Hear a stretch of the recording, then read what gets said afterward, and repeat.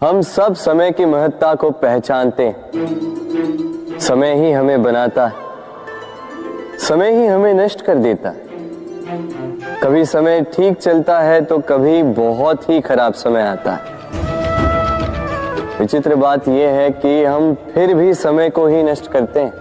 स्मरण रखिएगा, समय केवल जाता है, कभी आता नहीं। इसलिए समय की प्रतीक्षा में समय व्यर्थ ना करें। जो भी करना है आज अभी इसी क्षण प्रारंभ करें। फिर चाहे वो किसी को सुख देना हो या स्वयं को बदलने का प्रयास करना हो, कुछ भी हो, विलंब ना करें, क्योंकि समय उसी का साथ देता है जो समय का सम्मान करता है। राधे राधे। मीठा पानी सबको भाता, परंतु खारा पानी किसी को नहीं भाता। अब सोचने वाली बात यह है कि मोती समुद्र की गहराइयों में ही बनता है। खारे पानी के मध्य में रहकर, हर क्षण भक्षकों से टकराकर, अपने अस्तित्व को दांव पर लगाकर ही सीप मोती प्रदान कर पाती है। कभी सोचा है क्यों? क्योंकि बिना संकटों का सामना किए, बिना विषम परिस्थितियों में उलझे आपको सुख प्राप्त नहीं होगा। इसलिए निडर होकर संकटों का सामना कीजिए और मेरे साथ प्रेम से कहिए, राधे राधे। हम सब समय की महत्ता को पहचानते हैं। समय ही हमें बनाता है, समय ही हमें नष्ट कर देता है। कभी समय ठीक चलता है तो कभी बहुत ही खराब समय आता है। विचित्र बात यह है कि हम फिर भी समय को ही नष्ट करते हैं। स्मरण रखिएगा, समय केवल जाता है, कभी आता नहीं। इसलिए समय की प्रतीक्षा में समय व्यर्थ ना करें। जो भी करना है आज अभी इसी क्षण प्रारंभ करें। फिर चाहे वो किसी को सुख देना हो या स्वयं को बदलने का प्रयास करना हो, कुछ भी हो, विलंब ना करें, क्योंकि समय उसी का साथ देता है जो समय का सम्मान करता है। राधे राधे। कहते हैं सबकी सीमा होती है,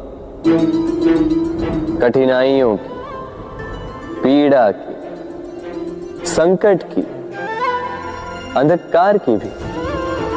यदि किसी की सीमा नहीं होती तो केवल कड़े परिश्रम की।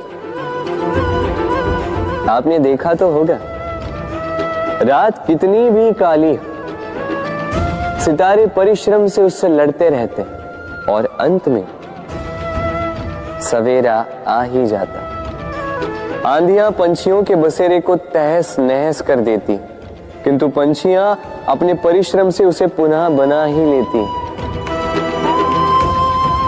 क्योंकि सीमित को असीमित से हारना पड़ता और परिश्रम असीमित।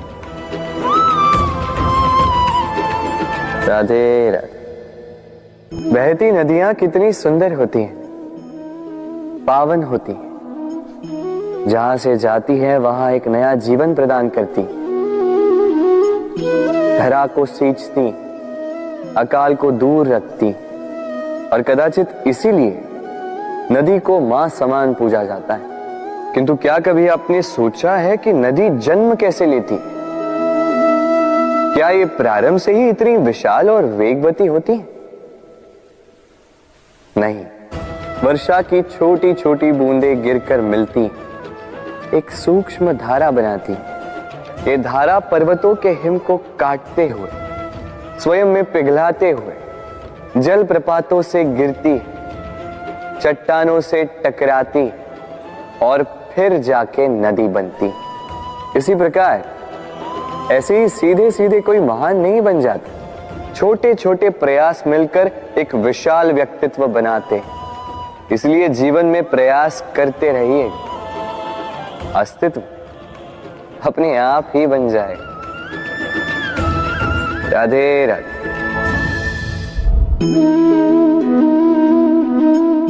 ये पुष्प देख रहे हैं आप?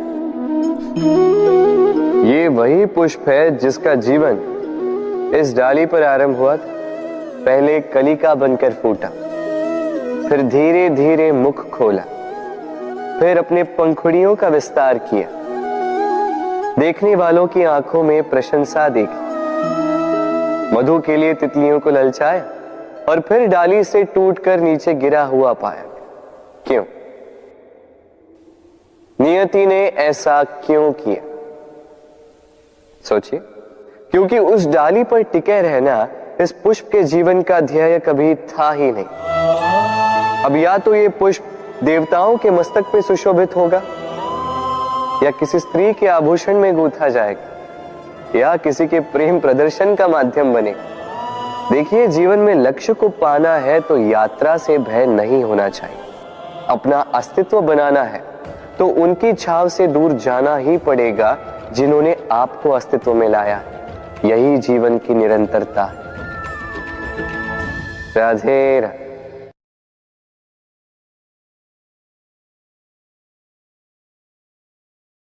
होता है, सागर का जल खारा होता है और किसी नाले का जल दुर्गंध से भरा। क्यों? नदी का जल मीठा होता है क्योंकि वो सबको जल देती है। सागर जल लेता है, इसीलिए खारा होता है। और नाला, उसका बहना रुक जाता है और इसी कारण से वो दुर्गंधपूर्ण हो जाता है, किसी काम का नहीं रहता। हमारे जीवन में भी कुछ ऐसा ही होता है। यदि नदी की भांति जीवन में कुछ देना सीखो तो जीवन में मिठास बनी रहेगी।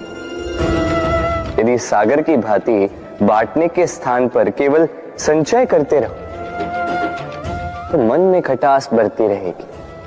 और यदि नाले की भांति बहना छोड़ दो, कर्म करना छोड़ दो तो किसी काम के नहीं रहोगे। इसलिए बिना किसी विराम के कर्म करते रहो और जो कुछ भी आपके पास है उसे बांटना सीखो। मन प्रसन्न होकर बोलेगा, राधे राधे। मनुष्य में एक बड़ा ही विशेष गुण पाया जाता है, मूल्यांकन करना। क्या महंगा है, क्या सस्ता है। जिसे खरीदने के लिए अधिक धन लगे, अधिक परिश्रम लगे, वो महंगा। जिसे खरीदने के लिए कम धन, कम परिश्रम लगे, वो सस्ता। परंतु क्या यही पूर्णतः सत्य है?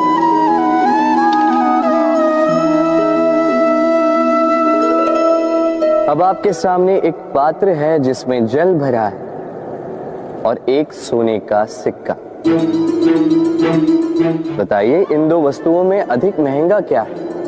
आप कहेंगे सीधी सी बात है, सोने का सिक्का ही अधिक महंगा होगा।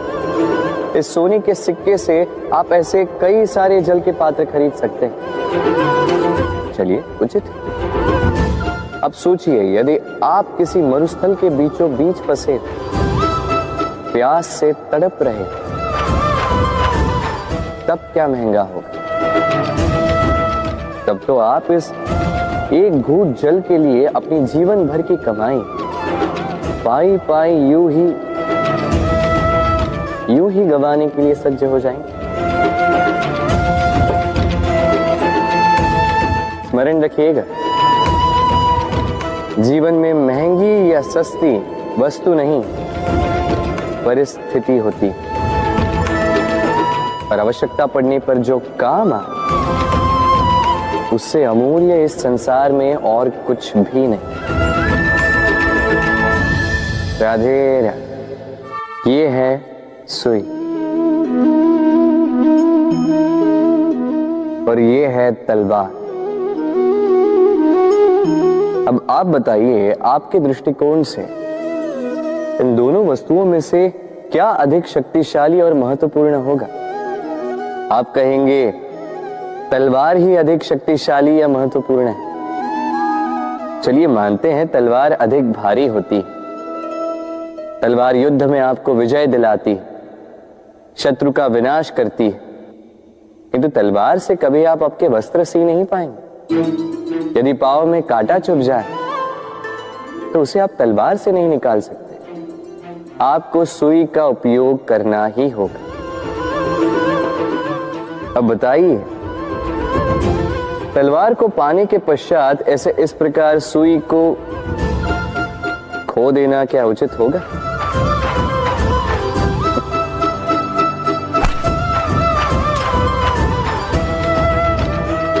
इसी प्रकार जीवन में संपन्न मित्र पाने के पश्चात आपके उन मित्रों को ना खोइए जो कम संपन्न हो, दरिद्र हो,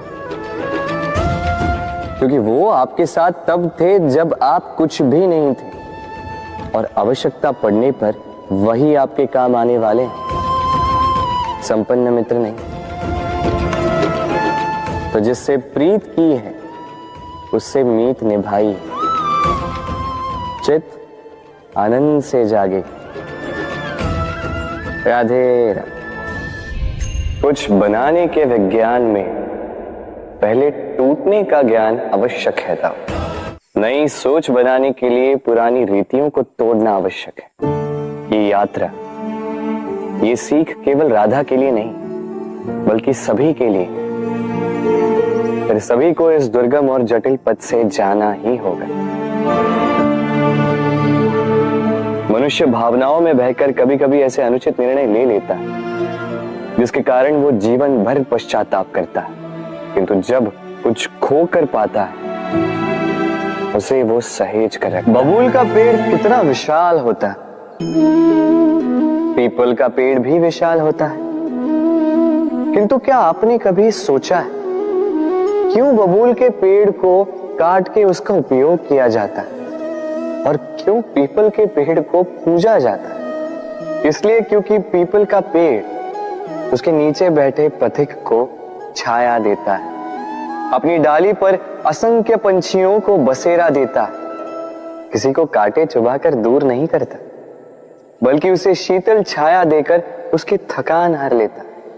इस संसार में यदि आपको सम्मान पाना है तो पीपल की भांति ही बनना होगा। कुछ देना सीख, आनंद, सुख, शीतलता बांटना सीखो, और कांटों की भांति कभी किसी को कष्ट ना दो। सम्मान स्वयं चल के आपके पास आएगा और मन प्रसन्न होकर बोलेगा, राधे राधे।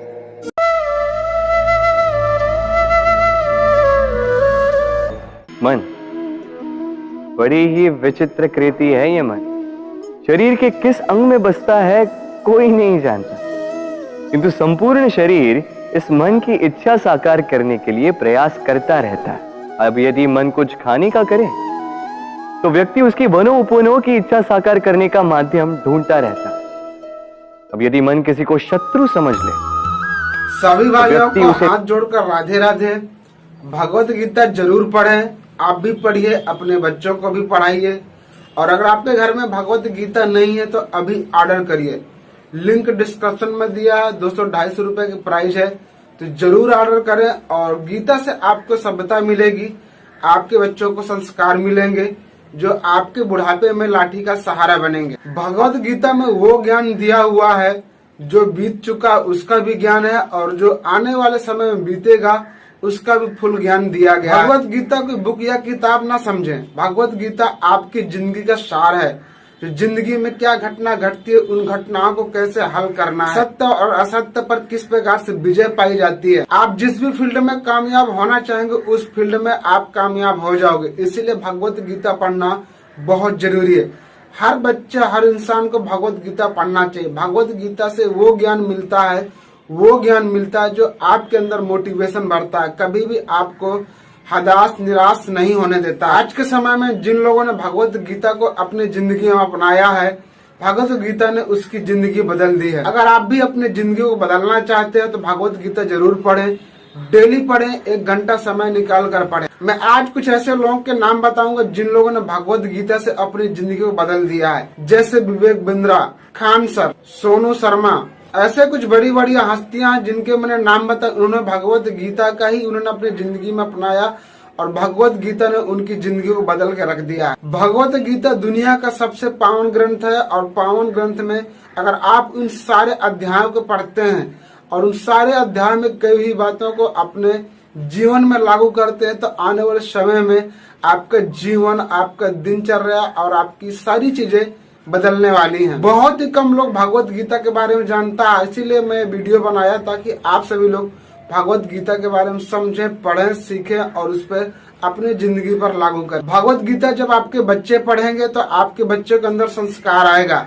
अपने बच्चों को मॉडल मत बनाइए, अगर मॉडल बनाना है तो अपने संस्कृति, अपने संस्कार से उन्हें मॉडल बनाइए, ताकि वो आपके बुढ़ापे में आपका लाठी का सहारा बने, बुढ़ापे में आपका साथ सुख दुख बांट सके। पाप क्या होता है, पुण्य क्या होता है, माता पिता की सेवा क्या होती है, बुजुर्गों की क्या सेवा होती है, बुजुर्ग किस प्रकार से हमें आदर करना चाहिए, किस प्रकार से मान सम्मान करना चाहिए, सारी चीजें भगवत गीता में बताई गई है। जिससे वजह से भगवत गीता आपके बच्चों की जिंदगी तो बदलेगा ही बदलेगा, साथ साथ आने वाले समय में आपके बुढ़ापे में जो भी दुख होगा अपने साथ मिलकर बांटेंगे। बहुत सारे बच्चे क्या करते हैं, बड़े होने के बाद, शादी होने के बाद अपने माँ बाप को अलग कर देते हैं और ये उनकी बड़ी कष्ट वाली जिंदगी होती है। अगर भगवत गीता आपके बच्चे पढ़ेंगे तो आपके माँ बाप को कभी भी बंटवारा करके नहीं हटाएंगे, अपने साथ रखेंगे, माँ बाप की सेवा करेंगे, अपना धर्म निभाएंगे, क्योंकि उनको भगवत गीता से ज्ञान मिला है, जानकारी मिला कि भगवत गीता में जो चीजें बताई गई हैं वो शायद किसी भी ग्रंथों में नहीं बताया गया। दुनिया में अनेक धर्म है, सबसे पावन ग्रंथ है हमारा गीता और गीता दुनिया का ऐसा ग्रंथ है जो हर कोई लाइक करता है, बड़े बड़े यूनिवर्सिटी में पढ़ाया जाता है। तो आप भी अपनी जिंदगी में अपने भगवत गीता को जरूर पढ़िए, लिंक डिस्क्रिप्शन में दिया है, घर बैठे मंगवा सकते हैं। 200-300 रुपए की मोह मत करें, मंगवाएं और पढ़ें और खुद पढ़ें, अपने बच्चों को जरूर पढ़ें। वीडियो अच्छी लगे तो वीडियो को लाइक और चैनल को सब्सक्राइब जरूर करें। इस वीडियो को सही भाइयों के साथ जरूर शेयर करें ताकि उन भाइयों को वो सीखने को मिले जो सीखना चाहते हैं। जय हिंद, वंदे मातरम।